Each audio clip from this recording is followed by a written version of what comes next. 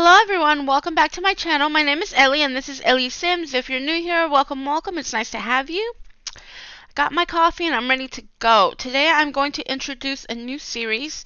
Now, I found this series through Miss Lollipop. Differences in the Family Tree. It's a legacy challenge. And I will put a link to her channel because I am mentioning her and she's awesome. I'm going to start by reading you the basic rules that apply to all the generations. It's not a lot. It's actually pretty simple. Now, I'm going to say I do use mods. Some of my mods make playing harder and some of them make it easier, but I think it's a good balance. I know there's people out there who don't play with mods, and that's okay. There's nothing wrong with that, but I like mods. And I do try to make it more fun that way. I just like the life that some of these mods can bring into your game. So the rules are no cheats, choose the heir by any means you want unless rules state otherwise. So for the heir, I am going to be looking at the kids that I have and I'm going to pick out of that. So I'm going to pick my favorite kid, I guess.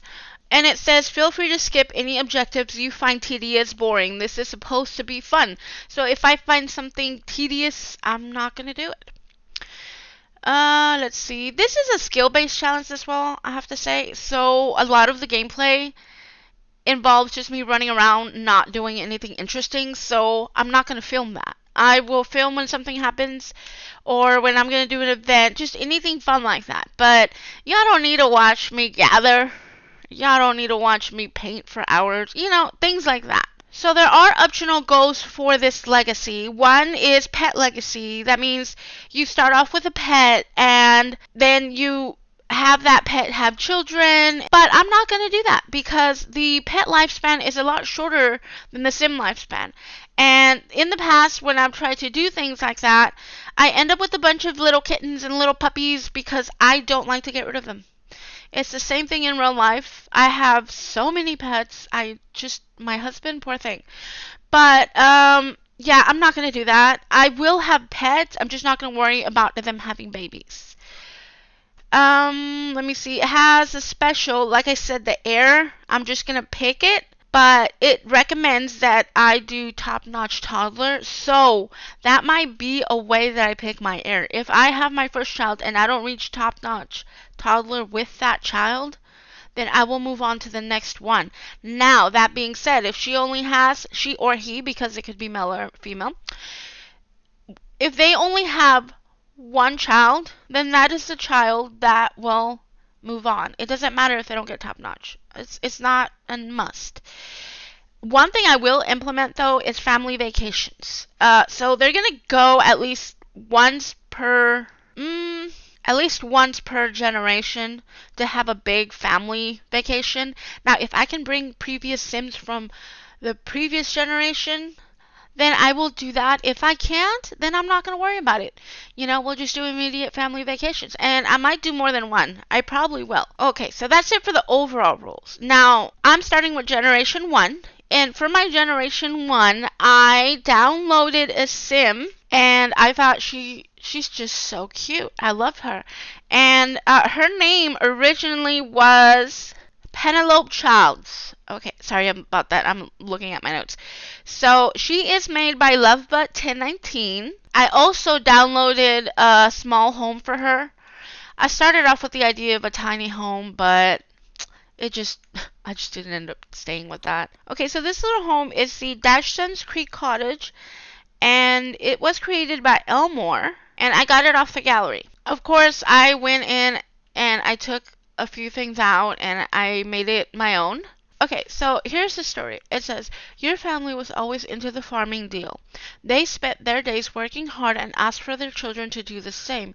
So when you turned 18, your parents surprised you with your own plot of land to continue the tradition, and having always been one to want to impress the folks, you began creating your small garden, dedicating your time to that instead of dealing with a dreadful 9-to-5 suit and tie job. Okay, so her generation is going to be mostly farming, and I'm sure you're probably thinking, why didn't you go with Henford?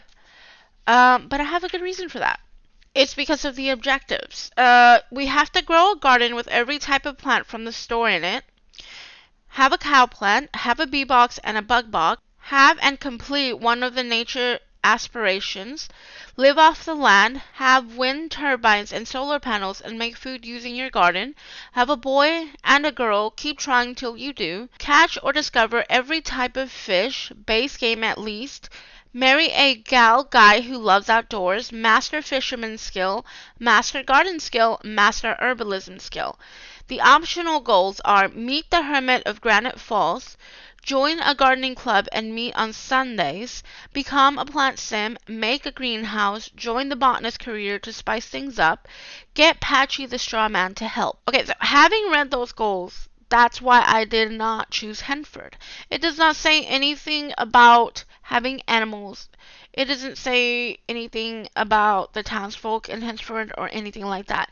It talks about becoming a plant sim and doing herbalism, and that's all outdoor retreat stuff. And this generation also uses get together, season, and eco lifestyle. So it doesn't talk about Henford. I'm sure that if at the time this challenge was put together, it spoke about Henford, then it would be in there and it would be a possibility for me. So my thought is eventually, if there's no rules added, I'll add my own rules for a Henford situation. But as of right now, I'm going to do it here. Also, where she wants to become a plant sim, I chose this thought for her because this little thing is right here. And eventually it'll open up and we can use it and she can become a plant sim. Okay, so Suzie is a cheerful sim. She's clumsy and she loves the outdoors. She's not good at fitness. She's neutral to being pregnant, so that means it's not a big deal for her, but she does want to have kids at some point. She's a clumsy dancer. She's innocent. She's a jester. She's good at painting and photography. She is indifferent to being romantically exclusive. It's not a big deal for her. So she might not even get married for all we know. She just might, get pregnant here and there. We'll see. We'll see. And she is a potential super parent, so she'll be a good parent. And from her aspiration, she is a collector. So what that means is we'll have an easier time finding rares. What I will do is I'm going to copy paste the objectives onto the description for each episode and each generation. I got that idea from Nizel. I think that's how you pronounce her YouTube name. I'm not sure. She did that in some of her Sims 3 playthroughs.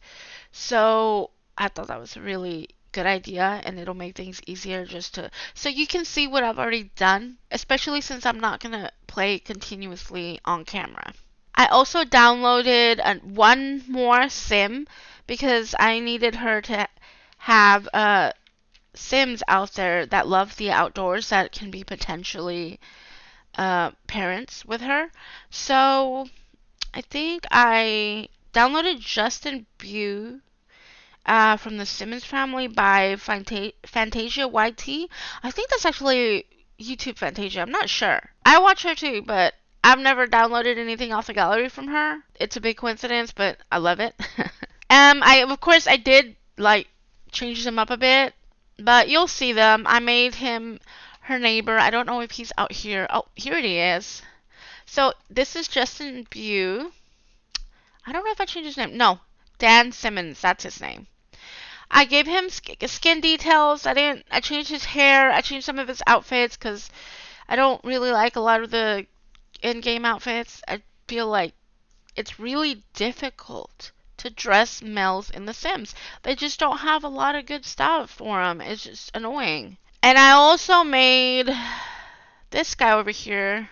This is Hugh Davenport, and Hugh Davenport is a randomized sim. I dressed him up, and I thought he looks kind of cute. We'll see who she likes. I don't really know who her type is. And with that, I'm going to end this introduction. I want to say thank you if you watched it. I'm sorry if I babbled too much. I hope y'all come back to watch the series itself, and I will upload episode 1 soon, and y'all have a good one.